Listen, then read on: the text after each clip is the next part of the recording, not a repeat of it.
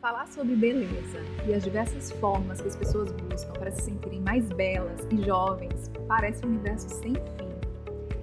A medicina estética, a ciência estética tem evoluído a passos largos, principalmente no tocante aos procedimentos estéticos minimamente invasivos, como os preenchedores, a toxina botulínica e os lasers. Com o avanço dessas tecnologias, desses produtos e desses protocolos, tem-se conseguido resultados surpreendentes. O legal é que isso se adequa muito bem ao estilo de vida atual, porque o paciente não precisa se afastar de suas atividades. Mas será que esses procedimentos estéticos minimamente invasivos vieram para tomar o lugar da cirurgia plástica? Será que o público do procedimento estético minimamente invasivo é um público completamente distinto do público da cirurgia plástica? Ou será que esses dois métodos se complementam? Para isso, para entender um pouquinho mais desse assunto e entender o lugar de cada procedimento estético, eu convidei um cirurgião plástico para discutir esse tema. Seja muito bem-vindo, Dr. Frederico Fernandes. Agradecer seu convite, Samara, para estar aqui participando do seu programa. E esse tema que a gente já conversou aí, tão interessante, né? Sim, interessa muita gente.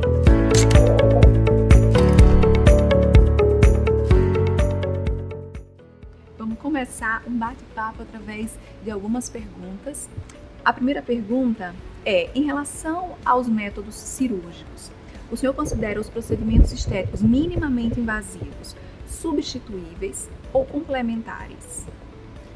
Samara, eu considero eles complementares.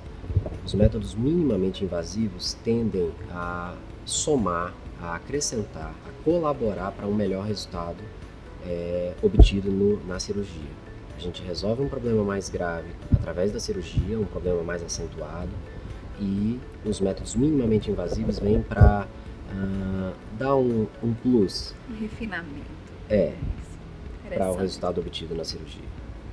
Podemos dar um exemplo, como por exemplo, mais excesso de pele, bolsas de gordura, em que a gente só conseguiria resolver com a cirurgia.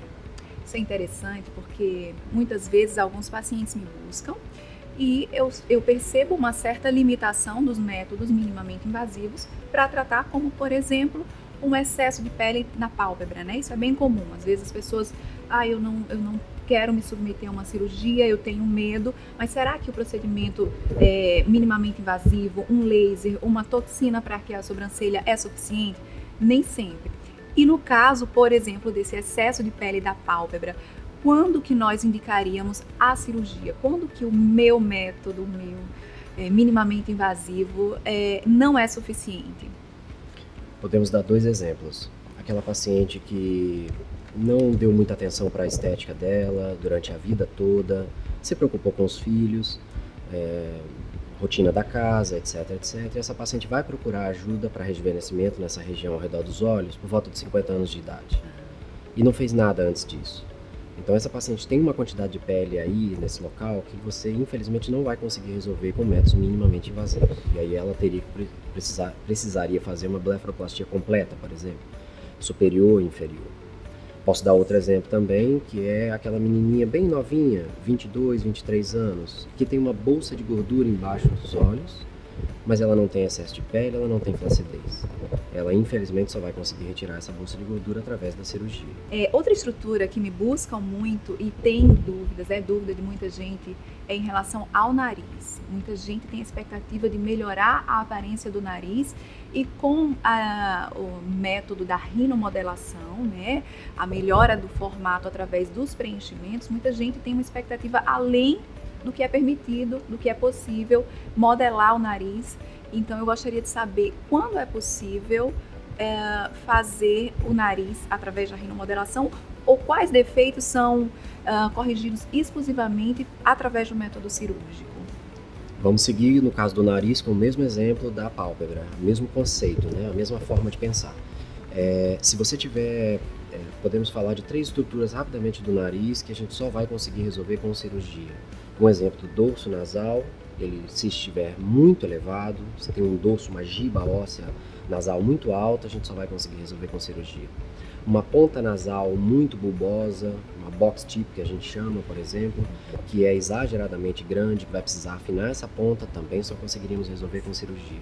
Uma asa nasal muito aberta, que quebra os padrões faciais e que precisaria de uma rotação para ir para o local. Essa asa nasal também a gente só conseguiria resolver com cirurgia. Só que a rinomodelação ela avançou de tal forma que a quantidade de alterações hoje no nariz que você consegue resolver somente com rinomodelação é muito grande. E com muita frequência você precisa complementar essa rinoplastia com rinomodelação.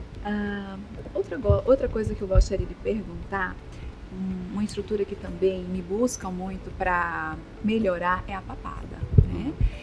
O que as pessoas têm muita dúvida é se eu fizer uma lipoaspiração dessa região, né? Algumas pessoas têm um excesso de gordura aqui. Será que o excesso de pele vai me incomodar depois? Será que vai restar uma flacidez e aí só o método cirúrgico não resolveu o meu problema? Então seria esse um caso em que o método cirúrgico e não cirúrgico também se complementariam? Dificilmente uma lipoaspiração de papada somente, exclusiva, ela vai resolver o problema da paciente.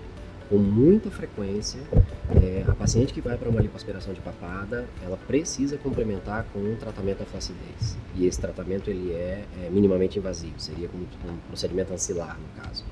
Então eu posso dar 2 exemplos. Aquela paciente que está com a idade mais avançada, que tem uma gordura na papada e tem excesso de pele, vai precisar retirar essa gordura através de lipoaspiração e vai precisar tirar o excesso de pele através da ritidoplastia, o lifting facial, o lifting de pescoço. Mas se nós estivermos falando de uma paciente mais jovem, é extremamente recomendável que após a lipoaspiração, poucos dias de operada, ela já inicie um tratamento para complementar o tratamento essa flacidez que essa papada pode apresentar. São 2 locais no corpo que são um pouco capciosos. É a região da papada, que após lipo ela tende a apresentar flacidez, e a região da coxa interna. São áreas que a gravidade age com muita força nesses locais e você manipulando, você solta a pele quando você faz a lipoaspiração, infelizmente, e aí você precisa complementar. Interessante, né? Uma bela conversa. Eu gostaria de saber quais as vantagens e desvantagens principais do método cirúrgico em relação aos métodos minimamente invasivos para a estética. Eu diria que os métodos minimamente invasivos estão ganhando cada vez mais terreno, estão conseguindo resolver cada vez mais problemas e, em sua maioria, não estão afastando as pacientes da atividade delas. Cuidar de escola, de menino, rotina da casa, trabalho. Então, de um modo geral, o tempo de recuperação nos minimamente invasivos é mais rápido e essa paciente ela consegue encaixar esse procedimento na rotina dela. Em contrapartida, existe uma limitação para resolver problemas, casos, situações mais graves. No caso da cirurgia é o oposto. Nós temos um tempo de recuperação um pouco mais longo. Em contrapartida, essa paciente tende a resolver de forma mais definitiva, de forma mais impactante as alterações que ela está apresentando. Eu consegui tirar a maioria das dúvidas e explorar muito bem esse tema. Muito obrigada, Dr. Frederico, pela brilhante explanação.